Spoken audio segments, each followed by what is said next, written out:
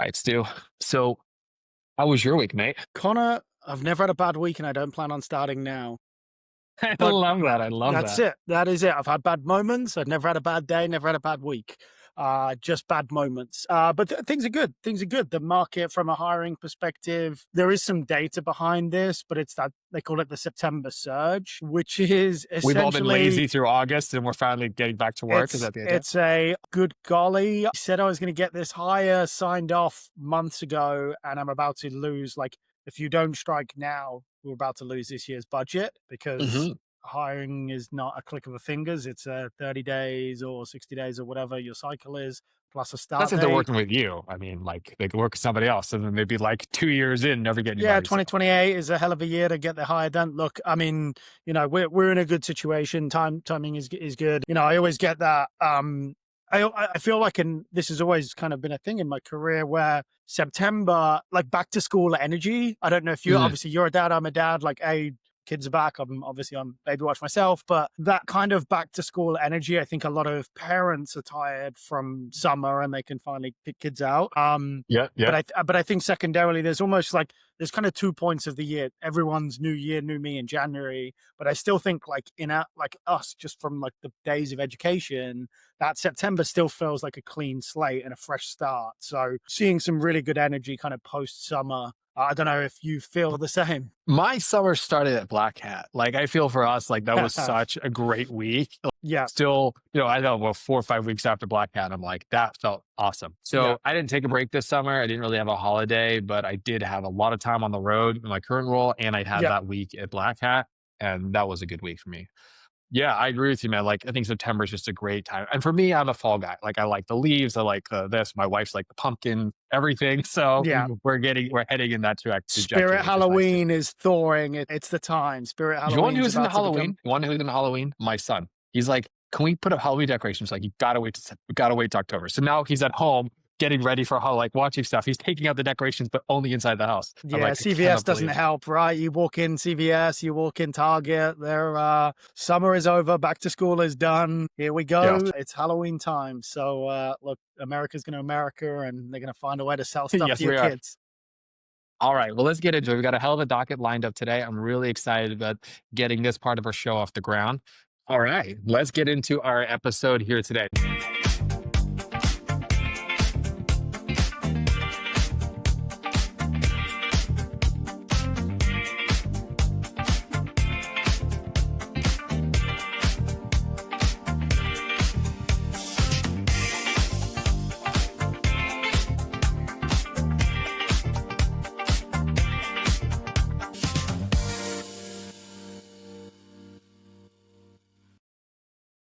You and I have been going back and forth on building out the docket today, and I really want to get us started with with that article that you shared with me Yep. from Aprio. So let me throw it on the screen for everyone who's watching. I'll obviously have this on YouTube, and then just we'll make sure to describe it to you guys who are just in audio mode only. So let me go ahead and drop this into here. All right, mate. So walk us through the article. What did you see? What did you love about this? Yeah, so I think, look, the it's a over at Appear is really, really solid. These guys have great experience in the vulnerability and threat research space. And look, I think it's an incredible article because everyone knows the velocity that AI can kick product out at, right? Like everyone's talking Yes. about it. We see the Coinbase CEO, Lemonade CEO, every industry is like it says, AI isn't a choice, it's a directive. The Yes. Coinbase CEO came up and said, "Hey, every engineer needs an AI coding assistant," and let people go who didn't. And this is the world, and this is the expectation now. But we're starting to see the data behind what the product looks like in real time, right? So it is essentially a what we're committing is broken, right? Like Yeah, I and want we to pull up are some of these pushing, slides they showed yeah, here. there's some great data, there's some great graphs, some great statistics here. And now this means more to you than it does to me. I'm a headline grabber. You're a technical guy. Talk me through how you're interpreting some of this data. So what I love when you sent me this, I thought it was an excellent article, well written. Punchline here is as a CISO reading this article, I agree with the punchline, which is if you're mandating AI coding, you got to mandate the AI AppSec that goes along for the ride, right? We don't need more vulnerable code. We actually need safer systems that we're delivering faster. So that was kind of like, I read this and I was like, okay, someone's speaking my language. They're hearing me. Matter of fact, actually, unrelated to this article, but independent of this, I'm working on a field guide for CISOs to help us navigate what it means to secure agentic coding. But what I loved about this article particularly is they stepped into this and they're like, okay, we can see, this is your point. AI assistants, assisted developers produce 3 to 4 times more commit than their peers. Like, I don't think any of us are particularly surprised by that, right? We get more code through the door. But what I loved about it was this one: risks surging text as pull requests, PRs, declined after implementing the AI system. So tell me if you saw something different here, Stu. But I was reading this article. What I saw was the volume went up, but the quality went down. And Yes. the quality can be taken a few different ways. One of them, security weaknesses, and that would be a reason for decline here. But the difference here was we saw an increase of like, it's not good enough to pass mustard, so we're going to block that pull request. Yeah. And the way I look at this is if we get it down to ultimate output seems down, right? Like that's the long and the short of it. Like if we're looking at how much more we're getting versus how much more either we're putting ourselves at higher risk or we're having to Mhm. pull all of this back because of the issues, because of the vulnerability. We're either dealing with a time bomb or we have to pull everything back and we're actually becoming less, I would say less efficient, right? That's a good Because interest. that's the way Yeah, if I you're like interpret it. if you're measuring productivity on quality shipped, not Yeah. just raw volume shipped, then you're right. Maybe it's an argument that we're actually decreasing productivity along the here. Yeah, it is fascinating, right? I think like the long and the short of it, and naturally, look, as you would expect, the more you do, the more vulnerabilities should exist by data. But if we look at the ratios of which we're seeing, you would hope to see improved ratios over time, right? And again, we are still at such an early True, true. moment in this AI journey. Like I think it's still so very early. So it's hard to be hypercritical. And you would hope that we can look at this. Again, I don't really know this is the weird part about AI driven code is who's the ultimate responsible for security of it. Because if we're kind of letting it run, like it's probably, the answer is probably the security teams, right? But it's really hard to go and try and tame that beast, that wild horse of like, hey, wait for me while I put controls in this, while it's just kicking out output at like a rate of knots. So I think like it is challenging to kind of slow this beast. Again, the hope is that we aren't pushing out as many vulnerabilities. But right now, if we're looking at the 4 times output, 10 times vulnerability, that is not like that is a dangerous game to be playing, right? And equal in terms of what it should be. If it was 4 times and 4 times, We'd that's have something fine. there. But if we're at 2x, that means that we're actually pushing out lower quality, more vulnerable code. So you asked a really good question there. Who was responsible for it? I don't want to give you kind of like my CISO perspective on that. So if I'm a CISO in a company and the CTO is coming saying, "Hey, like we're doing this agentic coding," there's no way on God's green earth that like you, the CISO, are gonna be like, "No, you're not." Like that's the wrong angle. Like the question that we always have is like, how do we help the teams go where they need to go in a safer way so they're actually achieving the goals with a risk tolerance, right?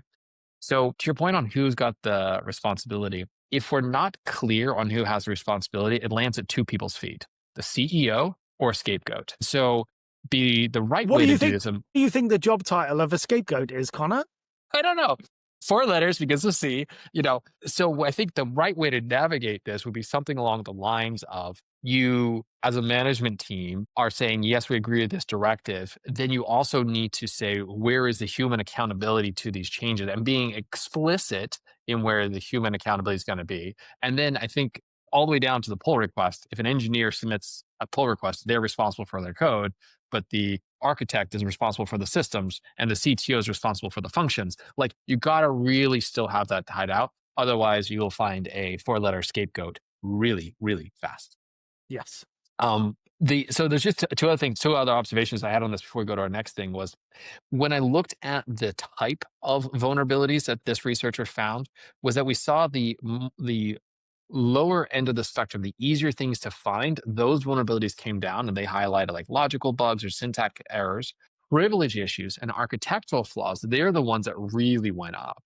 And what I find notable about that is that it's that idea of we hear people talk about like AI at the moment is like the intern with root access. It's like we're giving these interns this privileged access. So when I think about how people are using these coding today, what is the thing that's coming down? What's coming down is the easy stuff that if you were 2, 3 year degree years into your career, we'd expect you as you're developing that you would be reducing that class of vulnerabilities. Correct. But the higher end, the more difficult stuff, the architects, the privilege management, all that, that's the stuff that we haven't cracked on yet. And Yes.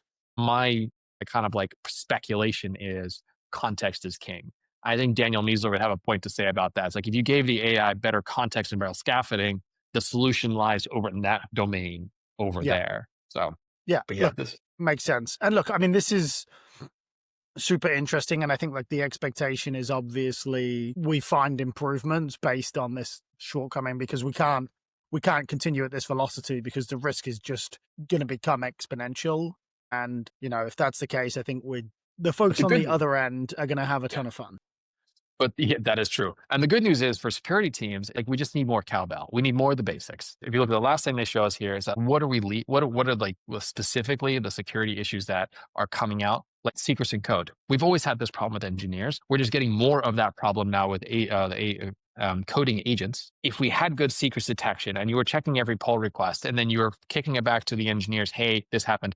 Basically, if you programatized all of those guardrails that we've been talking about for the 10, 15 years, you'd be in a spot to really help your CTO onboard these agentic coding platforms well. Where it's going to be really painful is if you're trying to run a security program as a CISO and you haven't leaned into the automation part of the journey yet, and you're still trying to do manual reviews or whatever the case is, you're going to get completely left behind. So if we lean into the automation and we have good guardrails and we do the Netflix paved path type of situation, we can stand a fighting chance of helping the CTO get where they want to go. Yeah. And I think going back to the more cowbell piece and doing the fundamentals right. I talked about this when I did my kind of debrief on Black Hat and when we recorded the Zero Signal podcast. I think the biggest security issues that teams are going to have this year is they have such a combination of shiny object syndrome and just like frozen in paralysis because they don't know what the role is doing right now, and they forget to do the fundamentals. The long and the short of it is if you do the fundamentals for the most part, there's a guarantee of success, but it is about like just being or guarantee of lack of success on the other side. But if you drive those fundamentals, everything should take shape versus trying to go and play whack-a-mole on the latest AI challenge. I feel like I want to like start like a coaching executive advisory brand, and we're going to putting the fun back in fundamentals, and like that'll be the pitch on it. That is very on brand for you. I haven't put fun in anything in years, so it wouldn't be fun for me. It's not I my somehow vibe. Yeah, think that would somehow tank really putting the fast. anger back in fundamentals. That's more There my you go. speed. So with agentic coding coming around, there is a place here for CISOs, I truly believe, to win and lead and help make this a reality and do well. We don't have to be having 10x vulnerabilities. It's just our systems right now aren't set up for success. Our deployment of these technologies, we're leaving quality behind, and therefore we're seeing more, and we're measuring volume. And I think you're onto something there, Stu. If you truly did the math on that, would your productivity actually be less? Yeah. And I think that, we talked about this headline when we were on last time of and look, we're going to try and get the people who did the study on this, but the Harvard researchers who came out and said, hey, 95% of AI initiatives, businesses are not seeing return of investment on currently. And again, I think there's a lot to unpack with that. And I think, the long and the short of it right now is we don't have the infrastructure. Like, AI right now is kind of like driven to work in almost a perfect world. And now most of our businesses very, very Mm. imperfect. And there's institutional knowledge locked up in all ugly corners and things that work shouldn't work and some things that should work don't. Businesses and humans are very complex. I work in recruiting, like that everything that makes sense doesn't make sense. It's a weird, weird world. But look, the long and the short of it is I think, the expectation is that that 95% is not going to last forever, right? AI is not disappearing. It's not a let's be real, this is not a flash in the pan. This is not going anywhere. And Right. it is. So I think businesses are going to get better at usage and become probably a little bit more realistic with their outputs and what they're using it towards. And look, again, I think six months ago it was a magic bullet, and we can fire everybody and still have 45 billion in revenue. Probably it's being reined back in a little bit now, and I think people are being a little bit more pragmatic with their expectations, at least for today. Which again, that could change in the next release of ChatGPT 6. Like the could But 5 didn't speaking quite of, blow us away. yeah, but let's talk about the messiness of people. I think you're in a Yeah, unique position where you could talk about this. But people are messy. So when we think about AI adoption at an enterprise, I look at any CISO or executive at the table and I would say, like, this is where you lead as a human. Like, this is where your humanity and your executive leadership really needs to bear out, and that you can't rely too much on the technology. And the reason I say that is because organizational change control is difficult. It is messy. There are people who have feelings and they have resistance, and there are some who are adopt, and that's called leadership. And it's hard work. And so when I saw that number of like 95% of people, initiatives aren't making it through to production, or they're not making it to seeing the ROI, to be more specific, I'm like, A, there could be a J curve that's happening there. But B, probably underneath the hood there's a lot of organizational friction that's pushing back on these initiatives. And the job of the leader is not to like slam down the AI down people's throats. It's to like change and navigate the business over to it. It might yeah. be at an uncomfortable pace, but I think that's the role of leadership in this moment. I'm just curious you had a thought on that. Yeah, I think there's a couple of things. I think people think they're more rational than they actually are. People are incredibly emotional and don't do the things that their data should suggest that they do every single time. Um, and that's where great leaders see through that, right? Like there's the right thing to do on paper and by the data. And this is where you see a lot of like very senior executives, megacorps that make almost all of their decisions by data and arguably an SVP of an org of 500 people, probably easier to replace than like a senior manager of a team of 4, because there's more data driven decisions because they don't know everyone individually and how they tick. But I think in terms of how folks are leading, yes, there is right now people are reticent to lean into this because there is a fear of like, okay, well, what if I train this model to get rid of my job? But I think good leaders find the balance between the emotional management of their teams, but also the efficiency and how we can create harmony between the two. And I'm sure some teams are doing it. I'm not sure it's been handled that well currently. It's a I'm difficult not sure if you agree. Yeah, it's tough. it's a difficult skill to do well. I think there's like, this is why I think the Simon Sinek, who you and I both admire, will be around forever. Right. As long as there are Yeah. people, there will be someone who will be holding us to a higher standard of like, guys, this is how you do it well. Like, this is what great looks like. This is what world class looks like when you're leading people. Yes. So actually, on the news of AI, I actually want to share this other point. So let me share this out. So this is on the other side of like integrating AI into security operations. So I was really proud of the team, what they delivered here. So the threat research team at our data usage team at Sysdig, they did their annual cloud defense report for 2025. It's really a great document to flip through. And one of the things that jumped out at me was that when you have AI in the right place, trained on the right data and going for it, you start to see some really cool improvements. So this is going to take the other side of the argument here too. Is like, okay, here's an example of it going really, really well.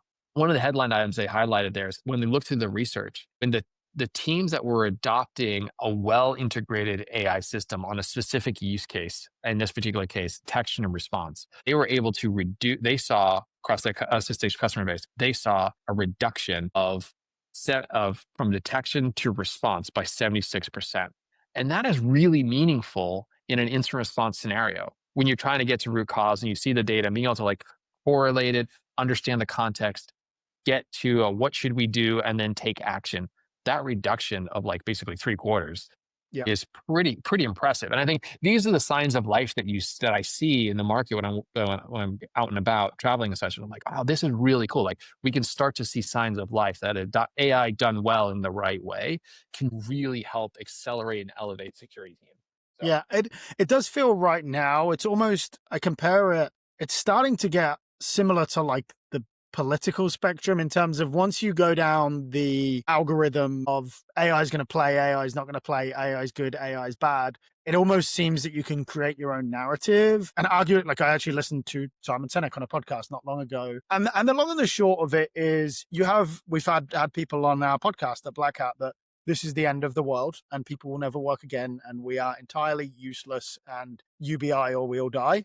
And then we have the other end where this is quite a nice thing that can do a couple of odd tricks and almost exclusively it lands somewhere in the middle. Right. And I think and this was Simon Sinek's point is like often the data will, you've got people at the complete entire ends and that's what makes this exciting and interesting. And, I love and appreciate and enjoy difference in thought on the exact same topic. It is what makes this world beautiful and interesting. If we all thought the same way, it'd be so boring. And so I think like seeing the incredibly intelligent people differ is healthy. It's because of politics that is less allowed now and it's yeah. shit, but that is just what has happened. And it's a shame because healthy debate is a really great skill if you can do it in the right way. But I've almost lost my point, but I'm going to come back to it. Seeing incredibly intelligent people have difference in opinions on where we're going with AI means that we're likely going to meet in the middle, which is that there's going to be incredible use cases. If you don't learn to get behind it, you're probably going to struggle, but you're also probably not going to be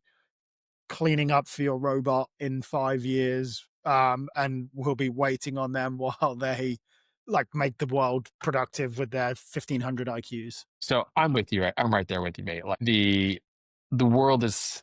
Let me put. Here's my current belief at the moment, and it's something what you were describing. It's neither one extreme or the other. It's neither the 2027 we have AGI and we're all up a creek without a paddle. That doesn't make sense to me. And the other one of like this is just predictive text and you're not going to get any more out of email. That's obviously not true. So there is something in the middle. So I just think we're just going through a massive transformation. I think when we had the cloud transformation that happened, I was early enough in my career where I was present for it, but it wasn't like a massive disruption. It felt like a logical extension of something. But I think we might all collectively be experiencing like what is it meant to be in the industrial era in England when that kicked off? Like Yes. we're in that moment and we just don't know what it feels like to go through all these big things. And it is scary, but I think we're going to net out in something that's a little more middle of the road. And that's currently how I'm choosing to live my life is that we're undergoing a major decade long technological transformation that will Maybe more. Maybe more. Like, look, yeah.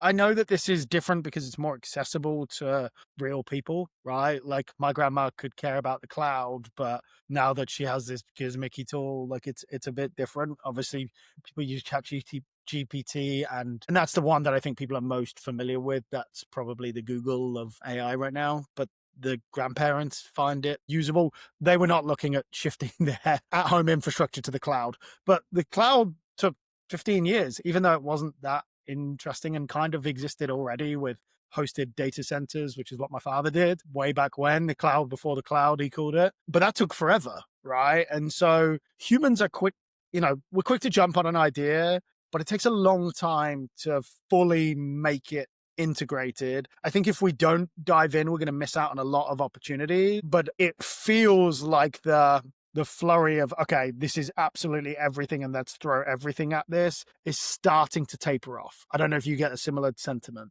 I don't know. I think the very wrong answer is to be completely hands off. One thing I've heard, I'm going to share something kind of comical here in a second, is this idea that like, oh, you shouldn't use the AIs because they're using up all the water. I would love to just throw this out. Have you heard of this too? Have you No, heard this argument? Okay. So basically the argument is like people there's this idea that like if you're like kind of a liberal or progressive or liberal leaning, which I certainly am over in that camp, then you won't be using as much AI because the AI takes all these data centers, you have all this water to cool it off. And because you have all this water to cool off, it's having these impacts globally. And it's true, it's creating emissions, and that's a problem. We should go solve that problem.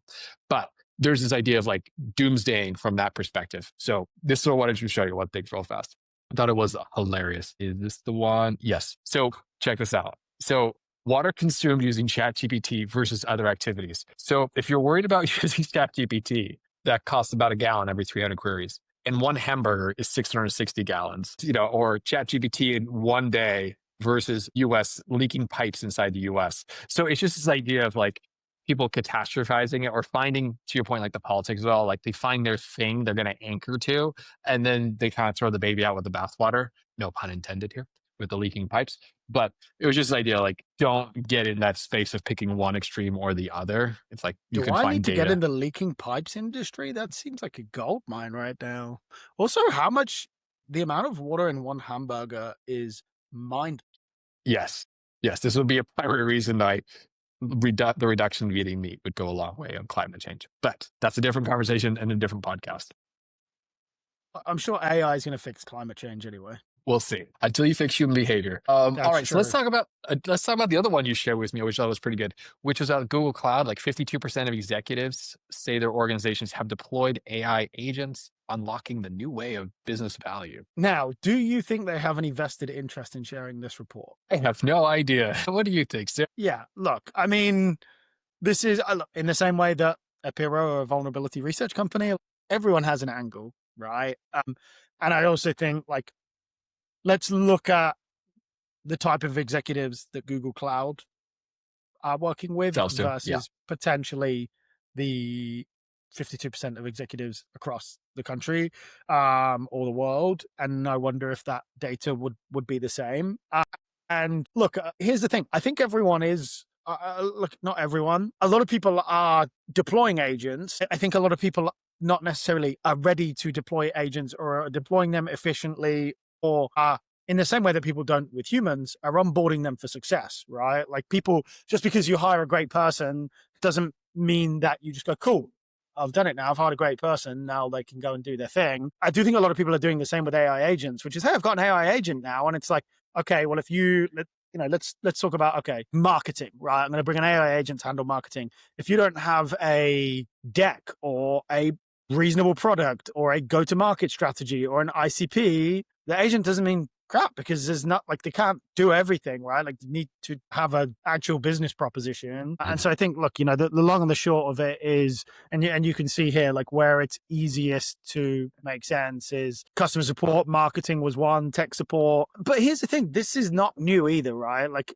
do you think in 2017 when you jumped on to first layer of support with Expedia or DoorDash, like layer or Delta, like layer one has always been like, this is not new, but I do think there is a huge layer of efficiency that has unlocked itself. Like a lot of those were proprietary built, right? Now you can just click a fingers in the same way that I could have a Hampton North agent. I'm not there yet, but like to allow for first level inquiries of like, okay, like, what do you think of this job? Okay, like, these are If I before can we get a even Stew chat. agent, if I can get a Stew agent that actually responds to me when I ping him on Slack, I would be Oh, for that. I would fund your agents. Stu. I like that. You're definitely honest like that. It's just actually on your note there about the vested interest. Yes. What I found when you said that, it triggered a thought. When Google reports its earnings to the street, and there's the commentators on that, they have completely merged the idea that Google's AI business is a one-to-one relationship with its cloud business. It's actually so interesting. Like, I don't actually hear people talk about the cloud business as like selling CPU cycles. They really just see it that. So when from a business perspective, when they do their earnings quarterly earning report and they say, hey, our cloud business was X over Z and we did this, that, and the other, the market says that's the AI adoption. It's not databases, it's not CPU, it's not servers, it's not whatever, it's that. All that to say that when you had the Google Cloud publication talking about this and the AI, yes, they're synonymous as far as the market's concerned. I think that's a good point. Cool. Well, But I look, think, yeah, sorry. as you go. Because I actually think there's going to be a really fun world here with agents coming on. I just wanted to transition to that because Brave put out a really good blog article the other day. It's a couple weeks old, but I want to walk everyone through what happened there because especially for as a CISO, when you're trying to help your business think through what you said like earlier, the marketing team wants to bring in their marketing agent to solve marketing operations or finance. The way I'm seeing all of this converge is like basically three ladders, 3-step functions. And you have like the co-pilots, and then from co-pilots, you have to agents, and then you have agents that do activities on your behalf on the internet, and that is going to go through these AI browsers. So it's kind of where the puck is heading in this particular work stream here. And so as a CISO, I've been like paying attention to where is this browser segment going and where are the risks there. So let me just share out some really, it's not novel, but what was great about it is it really brought it home for anyone who was paying attention. So here's the context. So Brave, for everyone who doesn't know, they actually have their own agent, they have their own search. They've built a platform for years that, like, if you want to access the internet, but you care about things like data privacy and you don't want to get bubbled and those kind of concepts, you might be someone who elects to use Brave as your browser or search engine. And so what they were highlighting here is this pervasive risk we have around prompt injections over the internet and how we're not really prepared to handle this right now. So as we're exploring being on the bleeding edge with AI enabled browsers that have an agentic capability is a really high risk area because of this threat around prompt injection.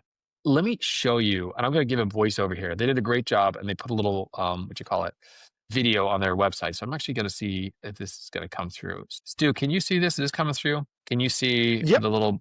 Okay, cool. Yeah. So I'm Starting hopefully now. now that comes through. Okay. So what you're seeing here is they were showing that there was a vulnerability. This applies to anybody who has an agentic browser that doesn't have good safeguards in this.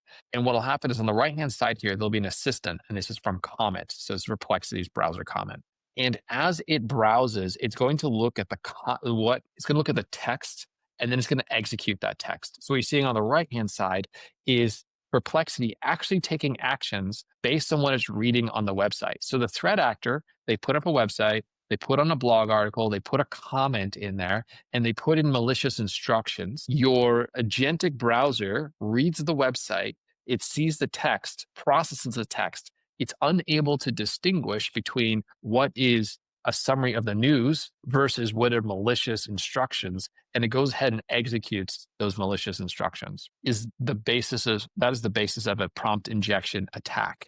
And what they were highlighting from Brave, they were saying, be prepared. We have no real safeguards at scale here. So if you are going to bring these agentic browsers into your enterprise, you really need to hold the line here until you have a good answer on this. I think this is a really important line as a security officer to hold until you have a good answer, because you can get yourself in really hot water really fast. Yeah.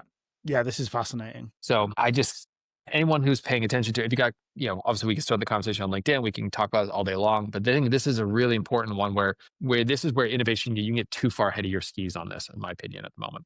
So ultimately this wraps up. And what you'll see here is that the comment hasn't given the agentic browser instructions, and it's pulled up all this information, and now it's emailed it to someone else. Be a bad day. Well, yeah. So now Bad just day. imagine that at scale. Now just imagine Yep. so far. This is what we're up against. Yeah. So there's this wonderful world where early days, I love it. I love the fact we have agents going down this path, but we as security community need to be lockstep with the rest of the business community as we go through this. Amazing. I had just two other things to share with everybody here, and I'm gonna just jump right into them. And the first one here was, where'd my little browser go here? Was around this research that came out from Cisco. So Cisco put out something that shouldn't be a headline in the year 2025, and I'm kind of like facepalm here. Here's what Cisco has shown us. They used Shodan and created a case study that showed people hosting the Llama models in their cloud environments that they're researching against. So those Llama models are on the internet, and surprise, authentication is not in place. This kind of threat landscape management is fundamental for anyone in a cloud environment. And so again, just to restate what they're highlighting here, it's not groundbreaking, because we've actually had this same problem forever, which is, and if someone in the engineering community says, I'm going to work on something, deploy it into a cloud environment, they get the functionality they want out of it, but they forget all the security safeguards that come with it. It's now exposed on the internet. Threat actor shows up, compromise that instance. In this particular case, they're doing LLM jacking, But more insidiously, if you get in, you can get into a model, you can even compromise the model, that you can start moving through the infrastructure. So it really is a meaningful way into compromising someone's cloud count. So all I would say is if you're a security leader in a company or you're the engineer listening to this, every CNAP provider out there in the world will be able to help you understand what do you have exposed to the internet, and being able to filter on and just be like, all right, how many of my engineers have taken a model, hosted it, made it internet facing, and forgotten to put a front door on this thing? That's something you should go check out this week and have an answer to, Yeah. because it's pretty shocking that this is still a problem in 2025. It shouldn't be. Like we have, this is actually a solved problem, Yeah. but we have so many things. Anyway, so I will stop my soapbox ranting here. We love a soapbox rant. Yeah. Wouldn't be a week Eh, without you having a soapbox rant. I know. I do my best. I got to keep it spicy. I got to do my That's best. it. You gotta get annoyed at the world at least once every time we jump on. Well, let me talk about something optimistic then. So I got introduced to this project and I'm really excited about it. And anyone in the security community who's got a few extra cycles on their hands, I really encourage you guys and gals, take a look at what this project is going on with NIST. So Sandy Dunn, who's the CISO at SPLX, drew my attention to this. So I've been working with her, and then I've been working with some others in the community around, and I'm starting to get involved in this. There's a lot of people involved in this project, but here's Yeah. what the project is. We're taking this 153 control library, and we're seeing we have all these controls. How do we adapt those to solve the challenges that we're seeing and the risks that we're seeing inside of the AI, the new AI Yeah. infrastructure and the new AI workloads? So instead of reinventing the wheel, what I appreciate about it is we're saying we've done a lot of good work historically. A lot of the principles still matter. How do we adapt the work that's been done, steal that prior art, and put it into a new application? So, organizing 3,000 people in the security community to get something done is a tough thing to do, Yeah. but I am optimistic that we'll have some good outcomes here in the next couple months. Are you anticipating that this pushes through to regulation like pretty quickly? Because it's NIST and it has such a tie-in to the government, and they are truly like the most forward-leaning. They set the gold standard, and then CISA comes in and says, "Okay, we'll make this real world," and they adapt it, and then it goes into the next layer. There's a potential that this becomes through, and this becomes ultimately. I think this will become the de facto standard of what expectations are. But I think the AI RMF, the risk management framework, will be the only thing that makes it into regulation in the near term. But I think what this will do is it'll give security practitioners and it'll give security leaders a really good framework and benchmark to measure themselves against. Regulation is good for business. So I'm hoping. Every time you hear regulation, you're like a GRC analyst Ding will get placed ding. in this Yep. company. Yep. And then off we go. And we get That's it. it. That's it. Well, look, All right. appreciate the ton of fun coming on again, and excited to keep this going on a cadence. And with the world changing every week, it'd be fun to see what we're talking about next time. Well, you got some really good guests lined up coming through. So for everyone who's listening here, make sure you're dialing in. We're on Spotify, LinkedIn, YouTube, Apple Podcasts. So subscribe to the podcast there, but also engage us on LinkedIn, because Stu and I live on that platform. And if you want to see topics covered, or if you want to have special guests come on, just let us know. Awesome. See you next All time. right. With that, I'll see you guys next week.